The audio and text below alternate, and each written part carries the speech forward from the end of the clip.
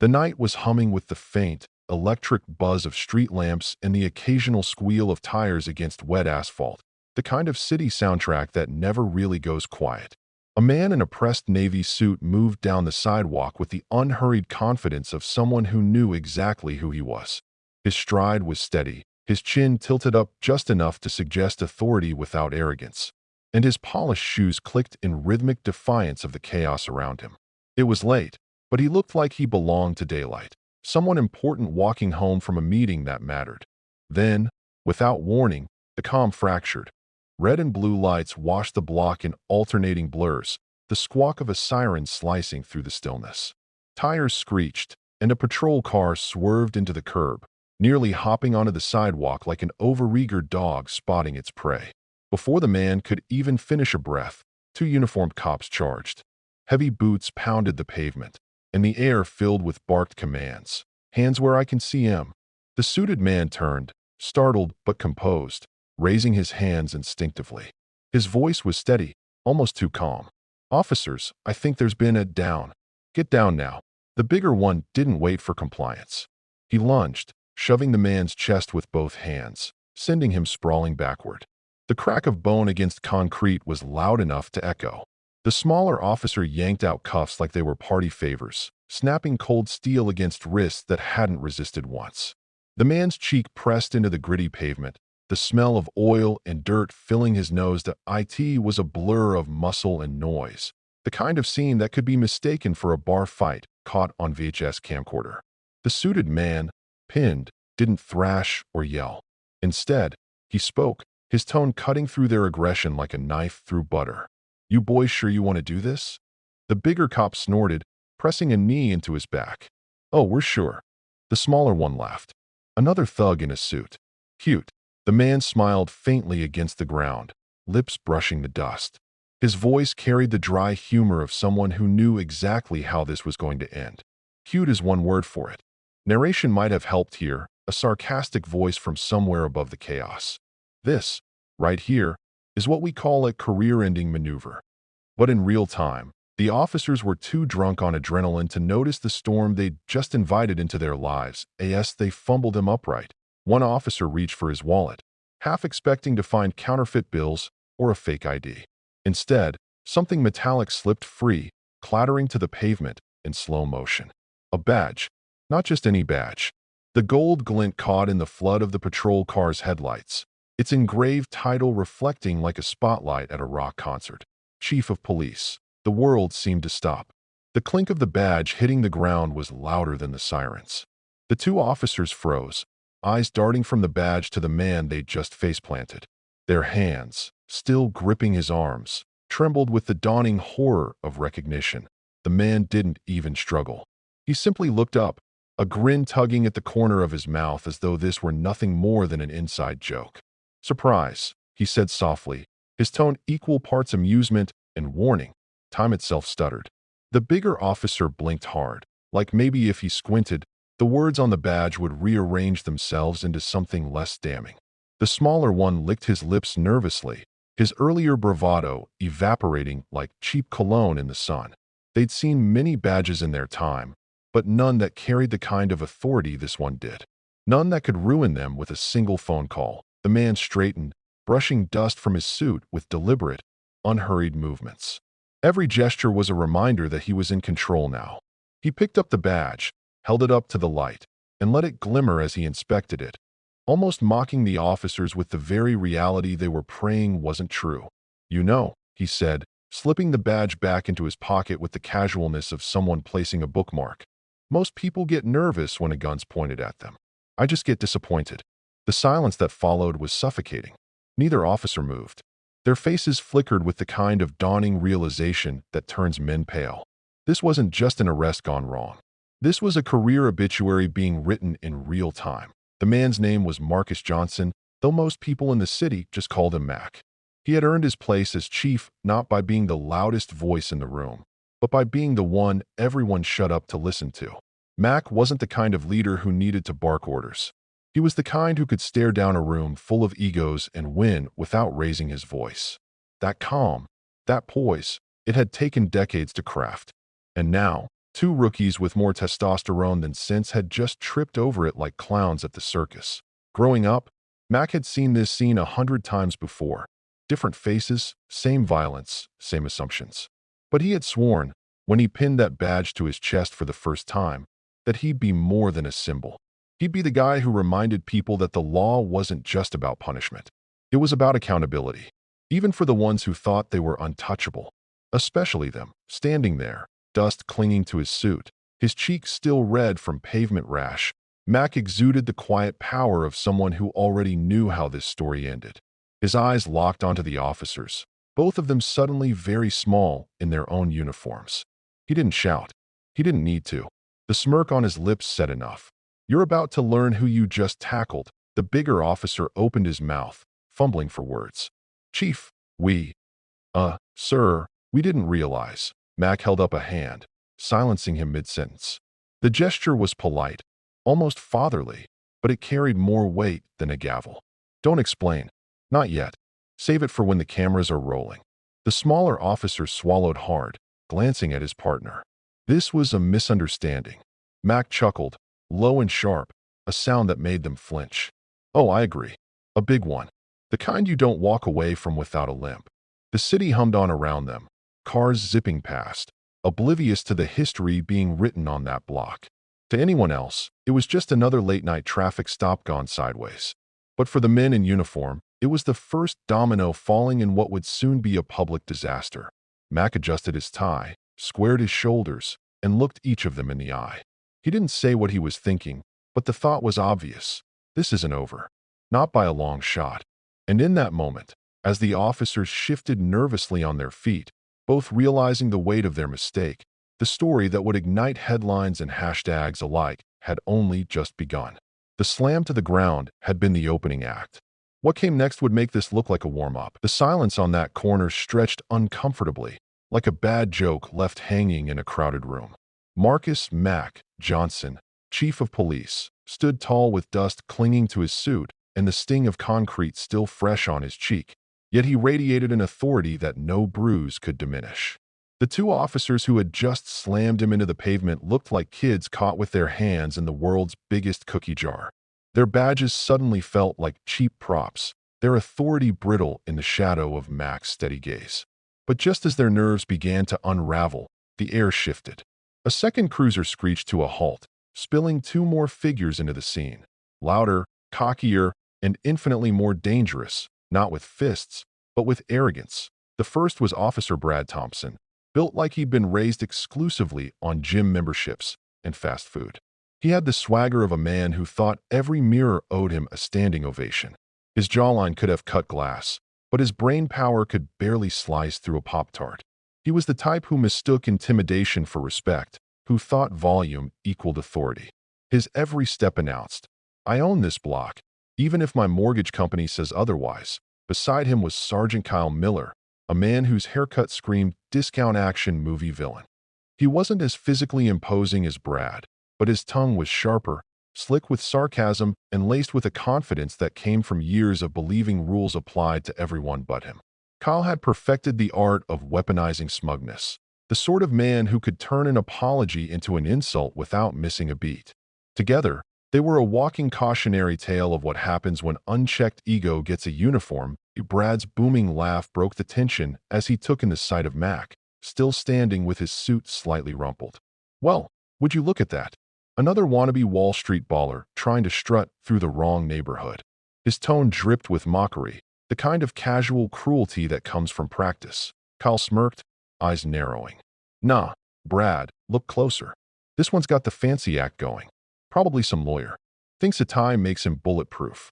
The two officers who had already manhandled Mac shifted uncomfortably, shooting uneasy glances at each other, but said nothing. Their silence only emboldened Brad and Kyle, who mistook it for agreement instead of the growing dread it truly was. Mac didn't flinch. He adjusted his tie, dusted a bit of grit from his lapel, and fixed both men with a stare that could freeze molten steel. His voice was calm, almost conversational, but layered with a weight neither of them noticed. "Gentlemen," he said, each syllable precise, "I'd advise you to think carefully about your next words." Kyle let out a bark of laughter, the kind of laugh that begged for a slap. "Oh, we've got a talker. Look, Brad, he's giving us advice now." Next thing you know, he'll be quoting the Constitution. Brad leaned in, close enough to smell the faint trace of Mac's aftershave, which somehow only made the man's unshaken composure more unnerving. "Listen here, Slick. You're on our street, at our mercy. That fancy little wallet of yours ain't saving you tonight." The irony, of course, was lost on him. Narratively, it felt like the moment in a horror movie where the monster was right behind the characters, and the audience knew, but the victims didn't. Mac's badge, still warm from his pocket, was the monster they hadn't seen yet, the truth waiting to eat their careers alive. The first pair of officers opened their mouths, but Max silenced them with nothing more than a glance. This wasn't the time for explanations. Not yet. Brad shoved Mac lightly, just enough to prove he could. "What's the matter? Cat got your tongue." Mac tilted his head, a slow grin forming. "I'm just giving you space," he said softly, "to dig your own graves." For the first time, Kyle's smirk faltered, but only for a flicker. He covered it quickly with a snort. "Cute line. But let's be real. Nobody's gonna believe a guy like you over us." He jabbed a thumb at his own chest, pride radiating like cheap cologne. "We're the good guys. We write the story." That was the heart of it. Their arrogance wasn't just personal. It was systemic, woven into the way they carried themselves, convinced that their uniforms gave them immunity from consequence. They weren't just abusing authority. They were basking in it, blind to the fact that they were standing in front of the very man who had the power to dismantle their little empire with a signature. Max studied them, the corners of his mouth twitching like he was suppressing a laugh.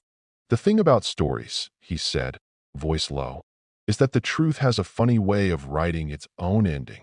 Brad rolled his eyes. "Oh, he's one of those. Thinks he's in a movie or something." He looked to Kyle for backup, but Kyle only grinned wider, mistaking confidence for victory. "Relax, Brad. This guy's all talk. He doesn't even know whose turf he's standing on." The tension thickened, a battle of wills disguised as banter. The night air carried every syllable, every smirk, every misplaced ounce of pride. The two arrogant officers saw only a well-dressed black man they could shove around for sport. They didn't see the trapdoor they were dancing on from across the street. A curious onlooker slowed, their phone angled discreetly as it began recording. A small detail, unnoticed by the cops, but not by Mac, who clocked it with the flicker of his eyes. He knew how stories traveled in the modern world, faster than any police report could be buried. Social media was the new courtroom, and in that courtroom, arrogance was always exhibit. Kyle stepped closer, his voice dropping into the smug register of a man who believed he was untouchable. "Here's how this is going to go. You keep that mouth shut, take your little bruises, and walk away grateful we didn't haul you in. You try anything else, and we'll make sure you regret it. Simple math."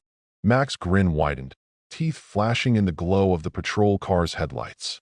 "Funny thing about math," he replied, "is it always adds up, even when you don't like the answer." The two junior officers shifted again, the weight of the chief's badge heavy in their minds, but fear kept them silent. They weren't ready to interrupt Brad and Kyle's performance. The standoff stretched, a taut string threatening to snap. Mac's silence wasn't weakness, it was strategy. Every arrogant word spilling from Brad and Kyle's mouths was rope, and they were happily tying their own nooses with it. Finally, Max straightened fully, his voice calm but razor-edged. "Gentlemen, you've made yourselves very clear. And trust me, the world will thank you for that clarity." Brad scoffed. "What's that supposed to mean?" Mac didn't answer. He didn't need to. His silence was louder than their taunts. It was the silence of a man who'd already seen the ending of this story, a man biding his time until the curtain rose on Act 2 as the patrol car lights flickered across his face. Mac tucked his badge back into his pocket with slow, deliberate precision. The gesture landed heavier than any threat. It was the promise of reckoning. Kyle chuckled nervously, mistaking the move for retreat. "That's what I thought. Just another pretender with a suit and an attitude." But deep down, even Kyle felt the first shiver of unease, though he buried it beneath bravado. Because the truth, whether spoken or not, hung in the air like smoke. These officers weren't in control anymore. They'd just handed it, gift-wrapped, to the man they thought they were breaking. And Mac, calm and smiling in the face of their arrogance, was about to show them just how costly their mistake would become. The night hadn't ended. It had only set the stage. The inciting incident was complete. The real battle was about to begin. The two arrogant officers thought they had successfully stamped their authority onto the night, but they had no idea they had just handed Marcus Mac Johnson the ammunition he needed to end them. He didn't look rattled. He didn't even look offended. Instead, he looked like a man studying a chessboard, already mapping out moves that his opponents couldn't even see. And that was exactly what Mac was doing. He had learned long ago that the loudest man in the room was usually the weakest, and Brad and Kyle were screaming without realizing it. For a brief moment, Mac entertained the idea of resolving this quietly. His better nature whispered that sometimes people needed lessons delivered gently. Maybe, just maybe, if these two clowns recognized the magnitude of their mistake, he could pull them aside, demand accountability, and avoid the circus that public scandal inevitably brought. After all, as chief, he knew how ugly those headlines could get, how quickly communities could fracture under the weight of mistrust. S.O. Mac decided to test them. He straightened his tie, looked directly into their smug, overconfident faces, and said, "Gentlemen, I'm giving you an opportunity here. What you did tonight was reckless, unprofessional, and unacceptable, but I'm willing to treat it as a learning moment. Acknowledge your mistake, own up to it, and we move forward." For a split second, silence. A flicker of hope, maybe. Then Brad's booming laugh shattered it like a hammer through glass. He doubled over, practically wheezing, slapping Kyle on the shoulder as if Mac had just delivered the punchline of the year. "Did you hear that? He thinks he's our dad. What is this, a motivational seminar?" Kyle grinned, his voice sharp with cruelty. "Oh no, Brad. This is better. This is the part where he tries to bluff us. Oh, I'm the big chief. Admit your mistake, and maybe I'll let you go." "Nah, man. We don't play that game. You don't tell us what to do. We own this city after dark." The words hung in the air, thick with arrogance. Mac's eyes narrowed, not in anger, but in confirmation. Their response told him everything he needed to know. Humility wasn't in their vocabulary. They weren't just reckless. They were convinced they were untouchable. They believed the badge on their chest was a crown and the streets were their kingdom.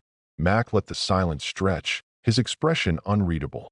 Inside, though, he felt a familiar fire ignite. He'd spent his entire career fighting men like this. Officers who thought power was a toy, who treated justice like a stage where they could perform their insecurities. The only difference tonight was that these men had been arrogant enough to try it on him. His voice, when it finally came, was calm, measured, almost too polite. "I gave you a chance," he said. "You won't get another." Brad snorted, mistaking restraint for weakness. "Please, what are you going to do? File a complaint? Nobody's going to take your word over ours. We've got the report, the body cams, the system. You're just another guy we had to rough up because he got mouthy," Kyle added, his smirk returning full force. "And even if you are who you say you are, Chief Johnson, so what? We'll spin this. Tell people you were drunk, resisting, maybe even threatening us. Who's going to question us? We're the thin blue line, baby. We write the narrative." That was their mistake. They thought control was permanent. They thought stories couldn't be flipped. But Mac knew better. He had built his career not on brute force, but on perception, on truth, on wielding the court of public opinion as deftly as a sword. If they wanted to talk narratives, then Mac would show them how a real storyteller worked. The next morning, Mac sat in his office, his cheeks still faintly bruised, sipping coffee as if nothing had happened. On the surface, he appeared calm, almost disinterested. But beneath that quiet demeanor, plans were forming like storm clouds. He knew the system these officers worshipped so blindly. He knew how to bend it, twist it, and expose its cracks. He started with the basics: evidence. The two arrogant cops believed their body cams could be buried or edited, but Mac knew every angle of the system. He called in a favor from the tech division, one of the few branches he could trust, and within hours, he had a secure copy of the unedited footage. Watching it back, Mac allowed himself a grim smile. Every insult, every shove, every arrogant proclamation, it was all there, captured in crisp detail. The proof was undeniable, but evidence alone wasn't enough.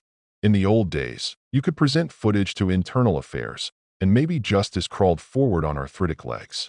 But in the modern world, footage was dynamite, and the fuse was social media. Mac understood this better than most. He'd seen careers implode overnight from a single viral clip, reputations shredded by memes before the official reports were even filed. So he planned something bigger. Something smarter. He began quietly gathering allies. The officers in the precinct who still had spines. The community leaders who'd been waiting for someone with authority to call out the corruption festering on the night shift. He didn't rant. He didn't rage. He listened, nodded, and let his calm confidence remind them that change was possible. And all the while, the footage sat ready, a loaded weapon waiting for the right trigger. Meanwhile, Brad and Kyle strutted around like kings who had slain a dragon. They laughed about the incident, boasting in the locker room that they had taught the chief a lesson. Their arrogance was so blinding they didn't even notice the whispers spreading, the glances from fellow officers who knew the truth. They mistook silence for support, not realizing silence was just the sound of the walls closing in. Mac watched it all unfold with the patience of a man who understood timing. He knew the danger of moving too soon.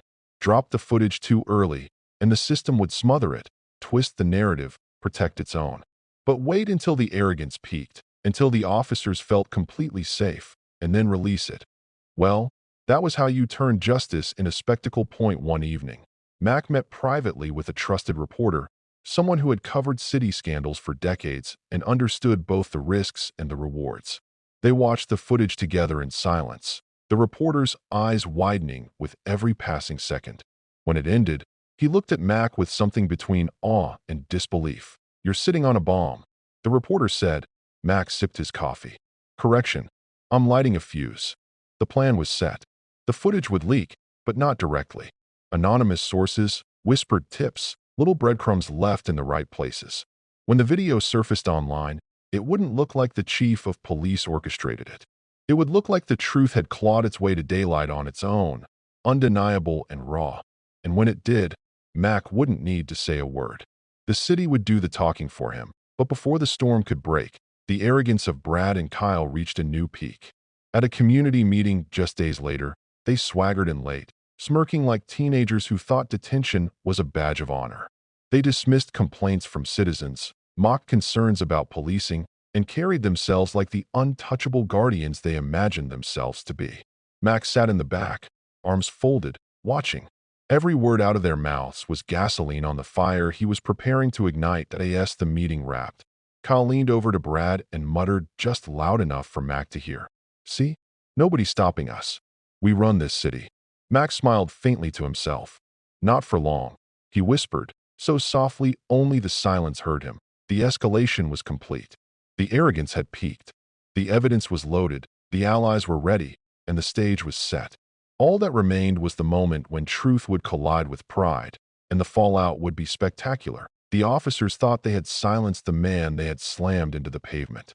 In reality, they had given him the perfect story, and Mac was about to tell it in the loudest way possible. The video opened with a grainy replay of that bodycam footage, the one the world had seen on every late-night news slot. Except this time the narration wasn't some solemn anchor, but Mac's own voice, dripping with irony. And here, ladies and gentlemen, we see two grown men demonstrating the art of gravity-assisted policing. Spoiler alert, the ground one. The internet ate it up like free pizza at a dorm party. Within hours, memes sprouted like mushrooms after rain. Somebody auto-tuned the officer's awkward shouts into a remix that somehow landed on TikTok's trending page, complete with a dance challenge. Hashtags blazed across platforms. Hashtag badge drop. Hashtag chief got hands. And the piece de resistance. Hashtag oops who was the boss. But while the internet laughed, the city's legal machinery was grinding its gears. Mac wasn't interested in vengeance for its own sake. He wanted reform, accountability, a spectacle that made sure no one could just sweep this under the rug. He lawyered up with one of those attorneys who looked like he'd been born in a three-piece suit and raised on court transcripts. Together, they built a case so airtight it could have floated across the Hudson. Every report the officers had filed was dissected, every discrepancy spotlighted like a cockroach under fluorescent light. The part where they claimed he'd resisted? Yeah, the body cam showed Mac doing little more than blinking in confusion. The part where they claimed appropriate use of force? That was harder to swallow than cafeteria meatloaf. When the trial began, the courtroom was less law and order and more Jerry Springer. Reporters packed the benches, sketch artists scrambled to keep up, and the two officers sat slumped at the defense table, their arrogance melting faster than butter on a July sidewalk. Mac, dressed sharply but casually enough to say, "I'm still one of you," took the stand. His testimony was equal parts heartfelt and razor-edged, slipping in humor where it stung most. At one point, when the defense lawyer asked if he had provoked the officers in any way, Mac leaned in, smiled, and said, "Yeah, by existing while black. Real provocative, huh?" The jury chuckled, the judge barely suppressed a grin, and the officer's lawyer looked like he'd swallowed a lemon. Outside the courthouse, protesters chanted, not just for Mac, but for every person whose story didn't come with a badge-shaped plot twist. Signs waved, "Respect the badge, don't bruise it," and freeze means think, not slam. The national spotlight burned hotter than ever. Talk shows invited Mac for interviews, where he wielded humor like a scalpel, cutting deep while keeping audiences laughing. He even cracked a joke comparing his slam to The Rock's WWE finishing move. "Except I didn't sign up for WrestleMania. I was just trying to buy milk." The turning point came when footage leaked, not the official bodycam videos everyone had already seen, but security cam footage from a nearby bodega. It captured the entire arrest, uncut, from a wide angle. It showed Mac walking calmly, showed the cops approaching with puffed-up chests, and showed the unnecessary slam from start to finish. The city erupted again. That leak wasn't just the smoking gun, it was the whole armory. The defense crumbled like a sandcastle in high tide. Verdict day arrived with the same tension as a Super Bowl overtime. The jury filed in, faces unreadable, while the officers clung to whatever scraps of dignity they had left. "Guilty," the foreperson said, and the room exhaled like a balloon finally let go. The officers were convicted of assault and abuse of power, their badges stripped, their reputations shredded into confetti. Mac didn't pump his fist or shout. He just sat back, exhaled, and let the justice settle over him like a warm blanket. But the resolution wasn't just personal, it was systemic. Policy changes rolled in like overdue Amazon packages. Mandatory de-escalation training, stricter oversight on use of force incidents, even an independent review board with teeth sharp enough to bite. Mac had gone from victim to catalyst, from a guy slammed into asphalt to the reason thousands would never have to feel that slam. And in true American fashion, he topped it all off with a mic drop moment. At a press conference, flanked by activists and city officials, Mac addressed the crowd. "Let this be a reminder. When you judge someone by their skin before their badge, you might just end up judging yourself in court. And trust me, orange jumpsuits? They're not slimming." The crowd erupted. Laughter, cheers, applause. It was a standing ovation to the downfall of arrogance and the triumph of wit-fueled justice. Later that night, back in his office, Mac leaned against his desk, scrolling through memes of himself immortalized as everything from Neo dodging bullets to a Mario character smashing blocks. He laughed until tears welled, then wiped his face and whispered, "Worth it." The city outside buzzed with the kind of hope that doesn't come easy, but when it does, it sticks. The officers? Well, they got their own taste of virality. Prison intake photos plastered across the internet, remixed tracks featuring their panicked voices, and not a single ounce of sympathy. Karma had shown up, not politely knocking, but barging in with steel-toed boots. Justice served, extra crispy, with a side of public humiliation.